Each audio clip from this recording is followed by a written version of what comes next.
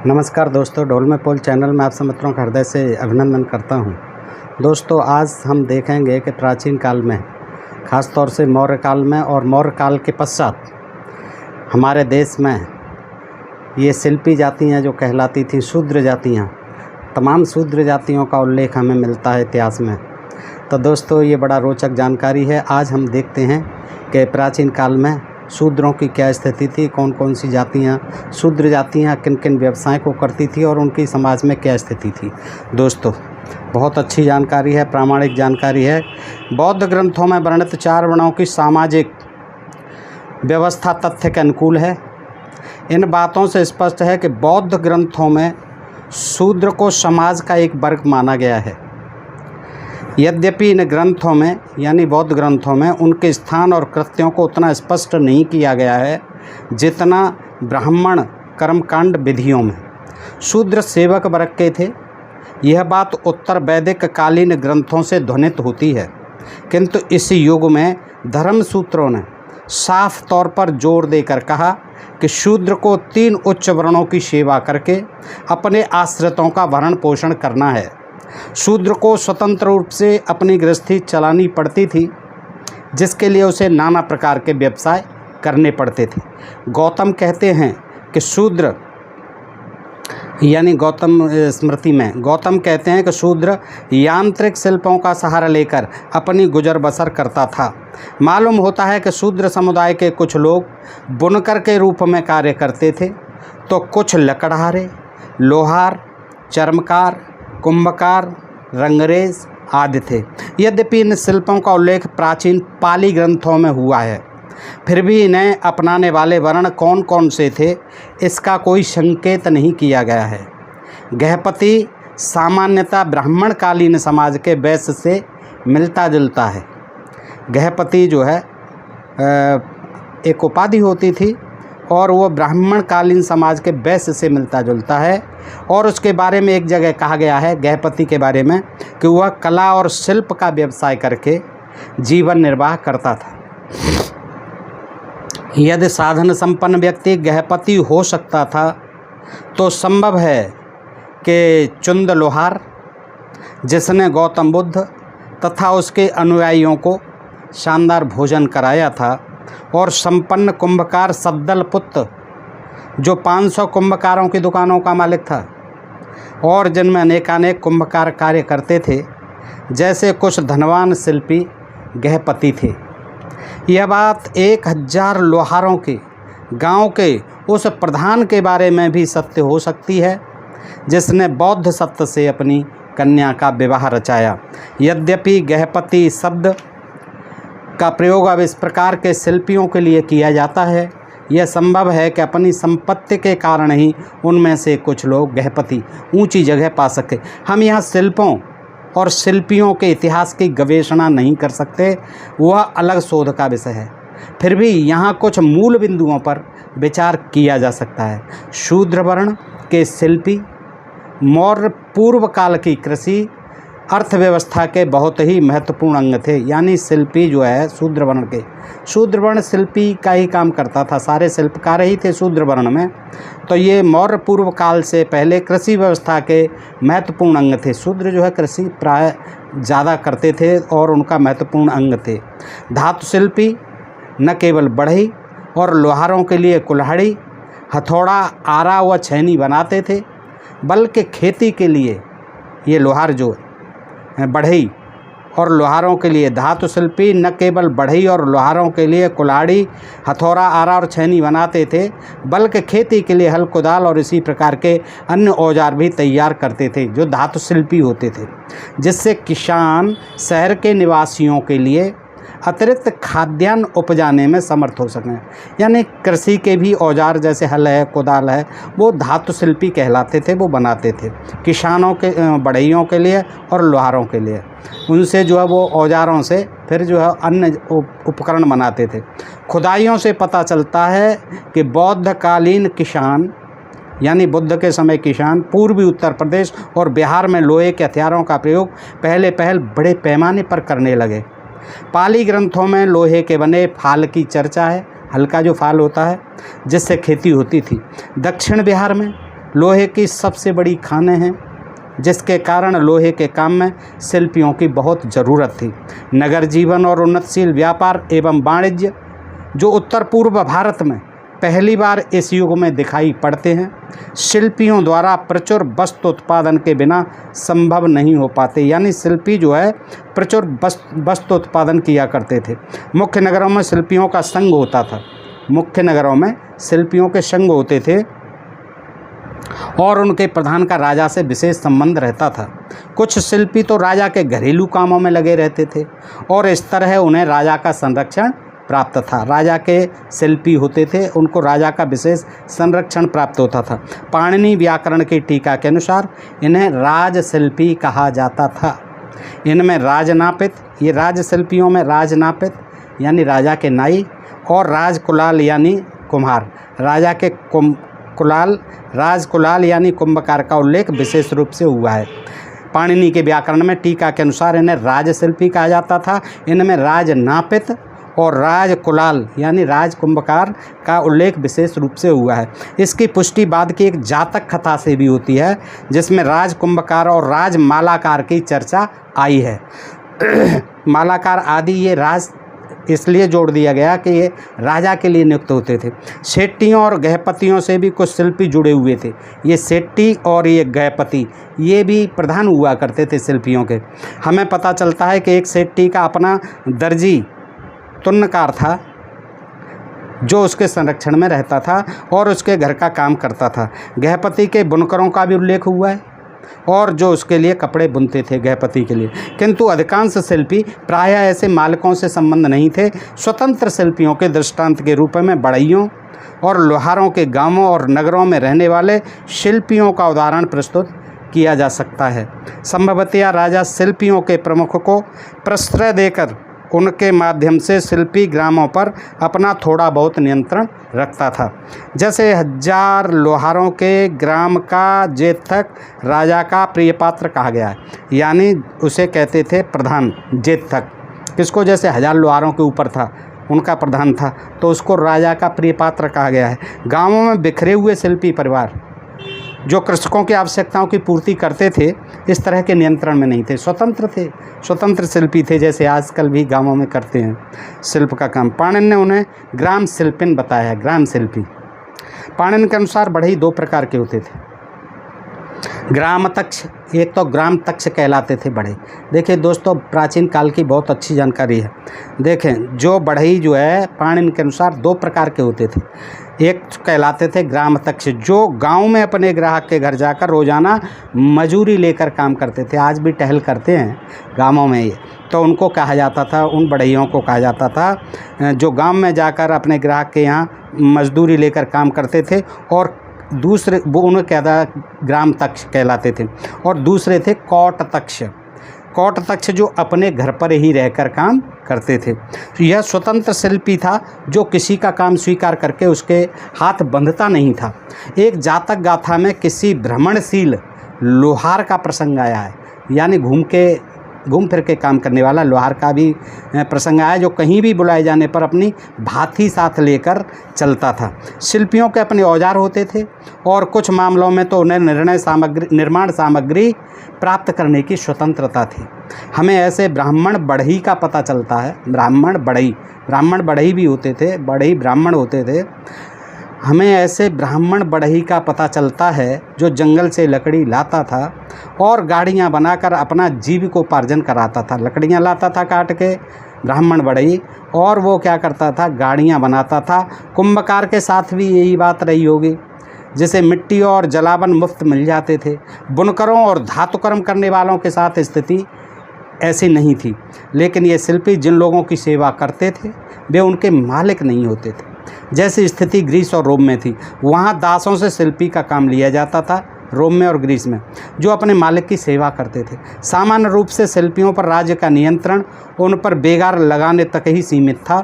कर देने के बदले उन्हें महीने में 1 दिन राजा का काम करना पड़ता था, यानी टैक्स के बदले शिल्पियों को 1 दिन राजा का काम फ्री करना पड़ता था। अन्यथा धर्मशास्त्रों से मालूम होता है कि जो शूद्र शिल्पियों और कारीगरों का काम करते थे वे स्वतंत्र व्यक्ति थे। उनके लिए वे व्यवसाय तब विहित थे जब वे सेवा करके अपना जीवन यापन नहीं कर पाते थे। लेकिन शूद्र समुदाय का अधिकांश संभवतः कृषि कार्यों में भी लगा रहता था। शूद्र समुदाय जो है ज़्यादातर कृषि कार्यों में लगा रहता था। धर्म सूत्रों के अनुसार कृषि वैश्यों का विषय था। उस समय जो है कृषि जो है वैश्यों का काम था, वैश्यों का धर्म था, वो कर्म था, गोपालन और वैश्य वो कृषि करना। जो स्वतंत्र किसान थे और उपज का एक हिस्सा राज्य को कर में चुकाते थे वैश्य। किंतु इस तथ्य से कि शूद्रों को ज़मीन की मालगुजारी नहीं चुकानी पड़ती थी, पता चलता है कि वे भूमिहीन मजदूर थे, क्योंकि शूद्रों को कोई ज़मीन की मालगुजारी नहीं देनी होती थी। इससे ये ज्ञात होता है कि वो उनके पास भूमि नहीं थी, वो भूमिहीन मजदूर थे वो शूद्र। आपस्तंभ में कहा गया है कि शूद्र चरण पखार कर अपना गुजर बसर करते थे। आपस्तंभ धर्म सूत्र है, उसमें लिखा है कि शूद्र चरण पखार कर, यानी सवर्णों के जो है शूद्र चरण पखार कर अपना गुजर बसर करते थे। अतः उन्हें करों से मुक्त कर दिया गया था। इसलिए उनको क्या किया गया था? करों से मुक्त कर दिया गया था, कोई टैक्स नहीं देना होता था। इससे आभास होता है कि जो शूद्र दास नहीं थे उन्हें कर चुकाना पड़ता था। पर इस विधि ग्रंथ की एक पुरानी पांडुलिपि में पादा बने कथा शब्द का प्रयोग नहीं हुआ है। अतः अनुमान किया जाता है कि शूद्रों को कर से मुक्त बताने का औचित्य सिद्ध करने के अभिप्राय से उक्त शब्द बाद में सन्निविष्ट कर दिया गया है। सामान्यतः शूद्रों के पास कोई कर योग्य भूमि संपत्ति नहीं थी, इसलिए अधिकांश लोगों को दूसरों की ज़मीन में काम करना पड़ता था। शूद्रों के पास कोई अपनी ज़मीन नहीं होती थी। शूद्रों के पास जो है ज़मीन न होने के कारण उन्हें दूसरों की ज़मीन में काम करना पड़ता था, खेतिहर मजदूर की तरह, और वो प्राय आज भी होता है दोस्तों। मध्यम निकाय के एक परिच्छेद में चारों वर्णों के उपार्जन का वर्गीकरण प्रस्तुत किया गया है। हाँ, मध्यम निकाय बौद्ध धर्म का ग्रंथ है। मध्यम निकाय के एक परिच्छेद में चारों वर्णों के यानी आजीविका का वर्णन किया गया है, जिसमें यह विषय सुस्पष्ट हो जाता है। इससे पता चलता है कि ब्राह्मण अपना जीवन यापन भिक्षा से, क्षत्रिय तीर धनुष के प्रयोग से, वैश्य खेती गृहस्थी और पशुपालन से, तथा शूद्र हंसिया से फसल काटकर उसे अपने कंधों पर बहंगा से ढोकर करता था। ये जो है इस तरह से जीवन यापन होता था दोस्तों। अब आगे देखते हैं दोस्तों। आधुनिक जनतांत्रिक विचार वालों को जो बात सर्वाधिक अशोभनीय और दुखद लगेगी वह यह कि आपस्तंभ और बौधायन में, ये धर्म सूत्र हैं, शूद्र की हत्या करने के लिए वही प्रायश्चित निर्धारित है जो किसी राजहंस, भास, मोर, ब्राह्मणी बतख, प्रचलाक, कौवे, उल्लू, मेंढक, छछूंदर, कुत्ते आदि की हत्या के लिए। ये धर्म सूत्रों में लिखा हुआ है। जनतांत्रिक विचार वाले आज के देश में, आज के युग में ये कहिए कि ये बातें जो बड़ी अशोभनीय और दुखद लगेंगी, लेकिन यह सत्य है कि आपस्तंभ और बौधायन धर्म सूत्रों में शूद्र की हत्या करने के लिए लिखा हुआ है दोस्तों। मैंने वीडियो बनाया ही था। इसमें क्या था कि सारे धर्म ग्रंथों में ये लिखी हुई हैं इस तरह की चीज़ें कि आपस्तंभ और बौधायन में शूद्र की हत्या करने के लिए वही प्रायश्चित निर्धारित है जो किसी राजहंस, भास, मयूर, ब्राह्मणी, बतख, प्रचालक, कौवे, उल्लू, मेंढक, छछूंदर आदि कुत्ते की हत्या के लिए। यानी एक शूद्र की हत्या जो है छछूंदर, मेंढक, उल्लू, कुत्ता, बतख, कौवा, ये इस तरह के जीवों की तरह है। संभव है इस अतिवादी विचार को, जिसके अनुसार शूद्रों की जान को किसी जानवर या चिड़िया की जान के बराबर ही महत्व दिया गया है, सभी ने मान्यता न दी हो, क्योंकि उन्हीं विधि प्रवर्तकों के अनुसार शूद्र की हत्या करने का वैरदेय 10 गायें और 1 सांड है। हाँ, उसके लिए प्रायश्चित 10 गायें और 1 सांड भी है। और ये हो सकता है कि ये चीज़ें जो है सभी धर्म ग्रंथों में नहीं लिखी गई हों। कुछ में जो है ये लिखा है कि शूद्र की हत्या के लिए 10 गायें और 1 सांड का प्रायश्चित देना है। किंतु इसमें संदेह नहीं कि आरंभिक ब्राह्मण ग्रंथों में शूद्र की जान को बहुत कम महत्व दिया गया है। इस प्रकार वैदिक काल के पश्चात जनजातीय समाज के स्थान पर पूर्णतया वर्ण पर आधार, पहले जनजातीय समाज था वैदिक काल से पूर्व, लेकिन वैदिक काल के पश्चात जनजातीय समाज के स्थान पर पूर्णतया वर्ण पर आधारित, ये वर्ण आधारित व्यवस्था समाज में आ जाने से शूद्र वर्ण के सदस्यों का प्रशासन में कोई स्थान नहीं रह गया। जब से वर्ण व्यवस्था प्रारंभ हुई वैदिक काल के पश्चात, तो शूद्रों का शासन प्रशासन में कोई स्थान नहीं रह गया। संभवतः उन्हें सभी तरह के प्रशासकीय पदों से वंचित कर दिया गया और छोटे मोटे अपराधों के लिए भी शारीरिक दंड दिया जाने लगा। एक प्रकार से यह स्वाभाविक ही था, क्योंकि वे साधारणतया जुर्माना नहीं चुका सकते थे, इसलिए उन्हें शारीरिक दंड दिया जाता था। प्रायश्चित के नियम और दंड विधान के अनुसार शूद्रों के बारे में निर्धारित दंड वस्तुतः उच्च वर्णों द्वारा किए गए अपराधों के लिए विहित दंड के अनुपात में बहुत अधिक थे। यानी जो उच्च वर्णों द्वारा किए गए अपराधों के लिए जो दंड थे, उनकी अपेक्षा शूद्रों द्वारा किए गए अपराधों के लिए बहुत ज़्यादा मात्रा में दंड थे। किंतु इससे कम यह आभास तो मिलता है कि शूद्र को जान और जायदाद के अधिकार थे। जिस प्रकार ग्रीस में दासों की हत्या दंड की संभावना के बिना की जाती थी, उसी प्रकार शूद्र का वध नहीं किया जा सकता था। मौर्य पूर्व काल में शूद्र की सामाजिक स्थिति में परिवर्तन हुए और उसकी दशा और भी बिगड़ गई। मौर्य पूर्व काल में विधि प्रवर्तकों ने उस पुरानी मान्यता पर जोर दिया, विधि बनाने वालों ने उस पुरानी मान्यता पर जोर दिया कि शूद्र की उत्पत्ति सृष्टिकर्ता के पैर से हुई है, और इस आधार पर उन्होंने संगति, आहार विहार, विवाह और शिक्षा की दृष्टि से उस पर अनेक प्रकार की सामाजिक असक्तताएं आरोपित कर दी। तमाम उन पर जो है प्रतिबंध लगा दिए गए। इनके फलस्वरूप कई मामलों में तो उच्च वर्ण के लोगों ने, आमतौर से ब्राह्मणों ने खास तौर से शूद्रों का सामाजिक बहिष्कार कर दिया। लेकिन ये जो जब असक्तताएं आरोपित कर दी, यानी वैदिक काल के पश्चात मौर्य काल से पूर्व ये जो है इन पर तमाम असक्तताएं आरोपित कर दी, और इनके फलस्वरूप कई मामलों में तो उच्च वर्ण के लोगों, विशेषतर ब्राह्मणों ने खासतौर से शूद्रों का सामाजिक बहिष्कार कर दिया। बौद्धायन ने यह विधान किया कि स्नातक को अछूत स्त्री या शूद्र के साथ यात्रा नहीं करनी चाहिए। बौद्धायन ने ये विधान लिख दिया बौद्धायन सूत्र में कि स्नातक को, यानी ब्रह्मचारी को, स्टूडेंट को, छात्र को जो गुरुकुलों में पढ़ते थे, उनको किसी अछूत स्त्री या शूद्र, ये तीनों के साथ, अछूत स्त्री या शूद्र के साथ यात्रा नहीं करनी चाहिए। यानी शूद्र, अछूत और स्त्री एक समान है। गौतम के एक परिच्छेद की टीका में कहा गया है, गौतम स्मृति आदि में, कि यहाँ स्नातक शब्द का आशय ब्राह्मण या क्षत्रिय, जिससे मालूम होता है कि यह नियम वैश्य पर लागू नहीं था। वैश्यों की स्थिति लगभग शूद्रों के और स्त्रियों के समान थी। फिर सफलता प्राप्त करने के लिए अनिवार्य नियम यह था कि सफलता के इच्छुक छात्र को स्त्री और शूद्र से बातचीत नहीं करनी चाहिए। ये भी था, नहीं तो फेल कर दिए जाते थे। यानी एक तो उनके साथ यात्रा नहीं करनी है, अछूत शूद्र स्त्री के साथ, दूसरे उनसे बात भी नहीं, स्त्री और शूद्र से बातचीत भी नहीं करनी चाहिए। देखिए, और ब्राह्मण क्षत्रिय जो छात्र होते थे, शूद्र से भिन्न वर्ण की स्त्री, संभवतया उच्च वर्ण की शूद्र जात पुत्र पतित का साहचर्य अवांछनीय माना जाता था। इसका तात्पर्य स्पष्टता यह था कि उच्च वर्णों के साथ शूद्र का सामाजिक संपर्क कम हो जाए। धर्मसूत्रों में ऐसी प्रवृत्ति साफ दिखाई पड़ती है कि ब्राह्मण और शूद्र का सामाजिक विभेद यानी अंतर बढ़े, यानी सामाजिक अंतर बढ़े, विभेद बढ़े, भेदभाव बढ़े।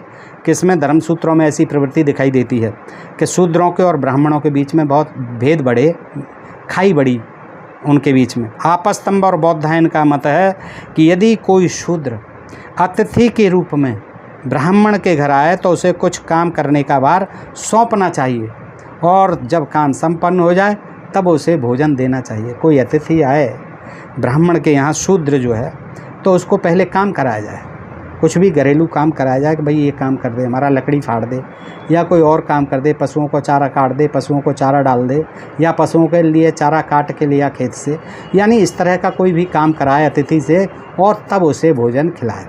ब्राह्मण न तो उसका सत्कार करे, ये ध्यान रखे, कोई आदर भाव नहीं करे, खूब काम करा ले और फिर बेमन से उसे रोटी भी दे दे फेंक फाँक के, ये भी लिखा हुआ है। और न स्वयं खाना खिलाए, खाना स्वयं भी नहीं खिलाना है। ब्राह्मण का नौकर राजा के भंडार से चावल लाकर उसे भोजन कराए, भंडार से चावल ले आए, जो सड़े गले हों, बासी कुसी रखे हों, उनको भोजन कराए। गौतम का विचार है कि ब्राह्मणेतर जाति को यज्ञ का अवसर छोड़ अन्यथा ब्राह्मण का अतिथि नहीं होना चाहिए। हाँ, ये भी ध्यान रखना है शूद्र को, यानी जो ब्राह्मणेतर, शूद्र ही नहीं, ब्राह्मणेतर, क्षत्रिय हो, वैश्य हो, शूद्र हो, कोई भी, यानी यज्ञ आदि के अवसर पर जा सकता है उसका अतिथि बन के निमंत्रण पा करके, अन्यथा वैसे नहीं जाना है, अन्यथा ब्राह्मणों का अतिथि नहीं होना चाहिए। किंतु यज्ञ के अवसर पर भी वैश्य और शूद्र को ब्राह्मण का नौकरी भोजन कराएगा। देखिए, यज्ञ के अवसर पर भी शूद्र और वैश्य को ब्राह्मण का नौकरी भोजन कराएगा, ब्राह्मण नहीं कराएगा। वैश्य देव यज्ञ के अवसर पर यदि चंडाल, कुत्ते और कौवे भी यज्ञ समाप्ति के समय उपस्थित हो जाएं तो उन्हें भी कुछ अंश दिया जाए। यज्ञ के अवसर पर चंडाल आ जाए, कुत्ता आ जाए, कौवा भी आ जाए, तो यज्ञ समाप्ति के समय उपस्थित हो जाएं तो उन्हें भी कुछ अंश दिया जाए। मालूम होता है कि इस यज्ञ में अनेक देवताओं को नैवेद्य अर्पित किया जाता था, जिससे इसका सांप्रदायिक और जनजातीय स्वरूप कुछ बना रहा और नए वर्ग विभेद का उस पर बहुत असर नहीं पड़ा। गौतम के मतानुसार कोई शूद्र 80 वर्ष का बूढ़ा हो, ये गौतम, दोस्तों आप गौतम बुद्ध न समझें, ये गौतम महर्षि थे। गौतम का जो है, जिनकी देखिए अहिल्या पत्नी थी, उन्होंने गौतम स्मृति आज कई ग्रंथ लिखे हैं। तो गौतम के मतानुसार यदि कोई शूद्र 80 वर्ष का बूढ़ा हो तो उस शहर के रहने वाले नौजवान को उसके प्रति सम्मान प्रकट करना चाहिए। हाँ, उसके प्रति तभी सम्मान करना है शूद्र के प्रति जब कम से कम 80 साल का हो जाए, अन्यथा नहीं करना है। इसका मतलब ये हुआ कि उसका आदर करने में उसकी आयु का सम्मान किया जाता था, न कि उसके अन्य गुणों का, चाहे कितना ही पढ़ा लिखा हो, चाहे कोई विद्वान कितना ही हो। पूजीय विप्रशील गुणहीना शूद्रन गुणगन ज्ञान प्रवीणा, ये सारे ग्रंथों में लिखा हुआ है। गौतम स्मृति भी कहती है कि भाई 80 साल का हो गया तो भी ये नहीं है कि उसके चरण स्पर्श करने हैं या कोई उसका बंधन पूजन करना है, कुछ नहीं। हाँ, नमस्ते कर सकते हैं आप खड़े खड़े जो है दूर से, लेकिन तब जब वो 80 साल से, अब उसका एज सर्टिफिकेट भी देख लें कि कहीं 80 से कम का तो नहीं है। ये इस तरह की विचित्र बातें हैं दोस्तों, आइए देखते हैं। तो उसकी आदर करने में उसकी आयु का सम्मान किया जाता था, न कि उसके अन्य गुणों का। इसकी तुलना में शूद्र के लिए यह बाध्यकारी था कि वह आर्य का आदर करे। हाँ, उनके लिए बाध्यता थी, ऐसे नियम हैं कि वह आर्य का आदर करे। अनार्य जो है, ये सारे अनार्य थे यहाँ के आदिवासी मूल निवासी, वह क्या है, उनके लिए बाध्य थे वो कि कोई अगर आर्य आ जाए सामने तो उसका आदर करे, भले ही हुआ उम्र में उससे छोटा ही क्यों न हो। यानी आर्य का सम्मान करना है, ब्राह्मण का सम्मान करना है, वो चाहे क्षत्रिय वैश्य शूद्र के आगे बच्चा ही क्यों न हो। धर्मसूत्रों में वर्ण के अनुसार वंदना और अभिवादन के जो स्वरूप निर्धारित किए गए हैं उनसे प्रकट होता है कि समाज में शूद्र कितने पराधीन थे। धर्मसूत्रों में वर्ण के अनुसार वंदना और अभिवादन के जो नियम हैं, वंदना के और अभिवादन के, नमस्कार आदि के, उनसे ये मालूम होता है कि समाज में शूद्र कितने पराधीन थे, कितने गुलाम थे। ये दोस्तों मैं आपको पढ़ के सुना रहा हूँ, आप जानना चाहेंगे। ये शूद्रों का प्राचीन इतिहास और ख्यात प्राप्त इतिहासकार राम शरण शर्मा जी का ये पुस्तक है दोस्तों, बड़ी विख्यात पुस्तक है। और राम शरण शर्मा जी बहुत बड़े इतिहासकार हैं, इनको आपने पढ़ा भी होगा जो BA MA में पढ़ते हैं छात्र इतिहास। तो दोस्तों मैं उससे बता रहा हूँ आपको। तो देखिए, आपस्तम्भ में बताया गया है कि ब्राह्मण अपनी दाहिनी बाहों को अपने कान के समानांतर, क्षत्रिय उसे अपने छाती के स्तर तक, वैश्य अपनी कमर तक और शूद्र उसे अपने पांव तक की सीध में रखकर अभिवादन करे। हाँ, ब्राह्मण अपनी दाहिनी बाह जो है, अपनी दाहिनी बाह को अपने कान के समानांतर ऐसे रख करके करे अभिवादन। क्षत्रिय उसे अपने छाती के स्तर तक, वैश्य अपनी कमर तक और शूद्र उसे अपने पांव की सीध में रखकर अभिवादन करे। अपने किसको? दाहिनी बाह को। विभिन्न वर्गों के लोगों के क्षेम कुशल और स्वास्थ्य के संबंध में जिज्ञासा करने के लिए भिन्न भिन्न शब्द भेद किए गए हैं।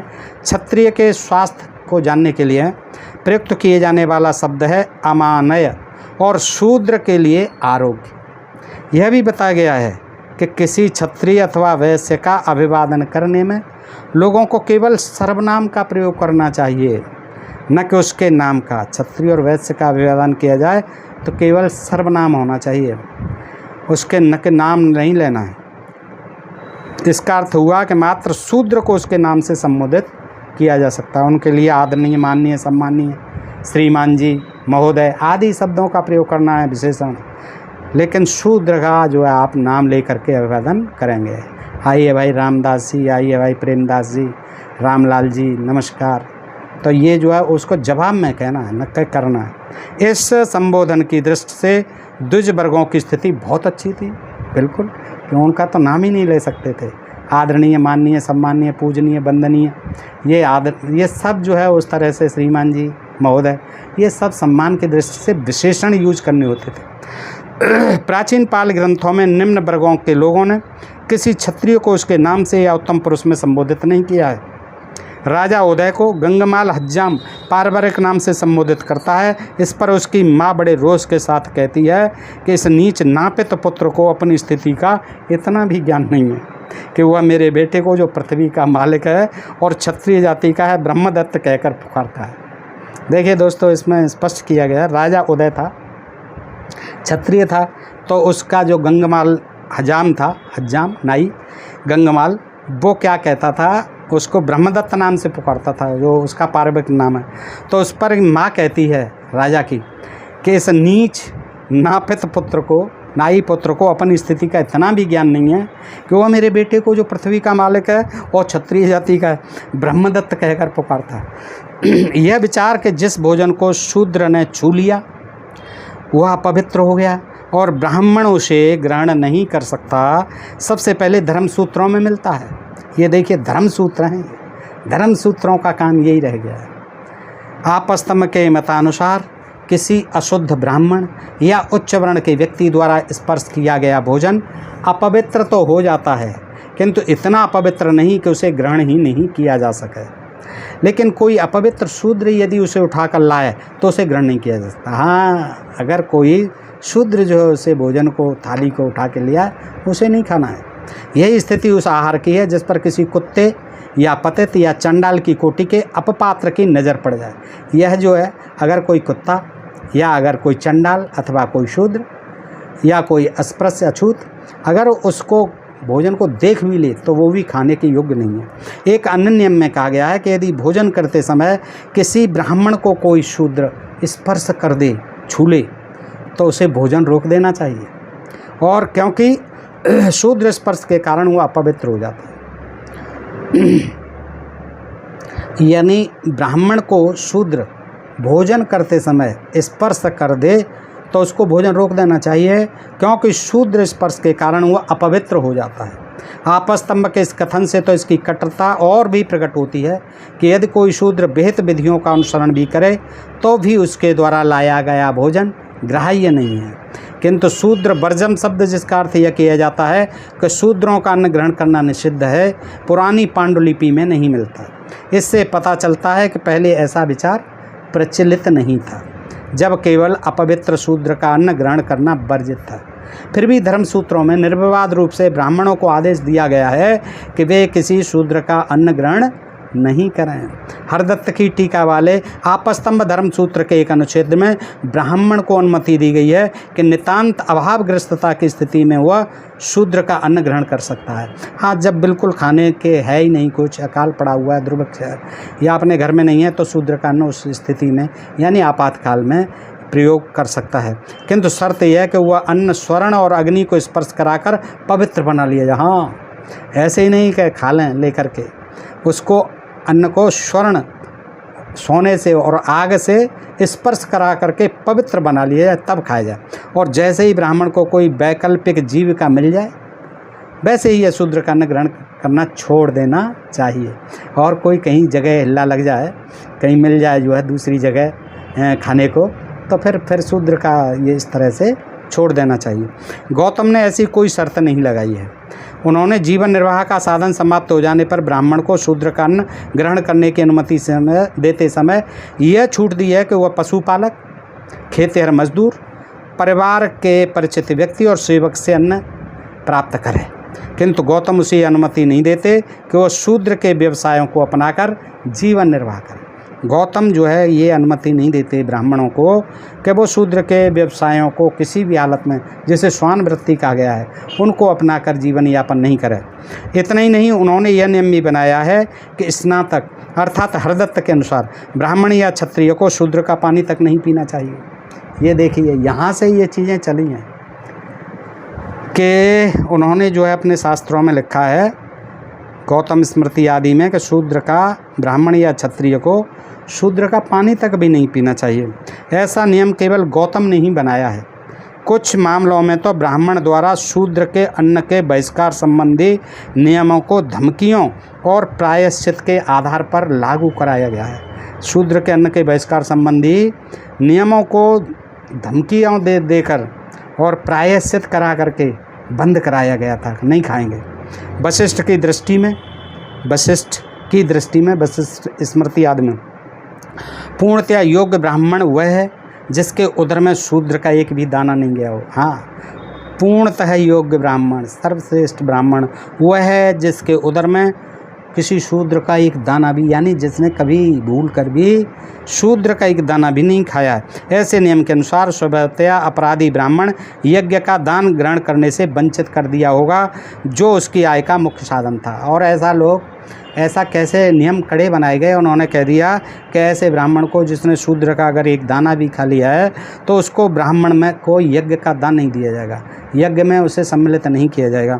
उन्होंने यह भी घोषित किया है कि यदि किसी ब्राह्मण के पेट में शूद्र का दाना हो और वह मर जाए, वशिष्ठ कहते हैं वशिष्ठ स्मृति में, तो उसका जन्म या तो ग्राम सुअर के रूप में या शूद्र के परिवार में होगा जिसका अन्न खाया है। देखिए कितनी बेतुकी बातें थी।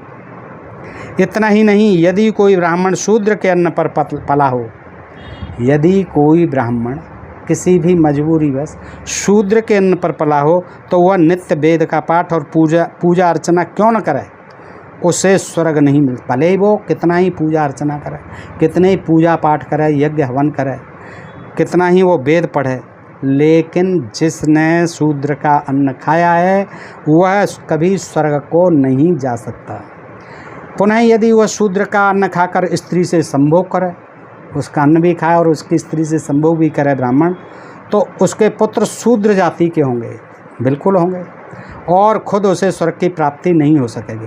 अब देखिए शूद्र जाति के होंगे, ये देखिए जो कहते हैं ना कि वेद व्यास जो है ब्राह्मण थे।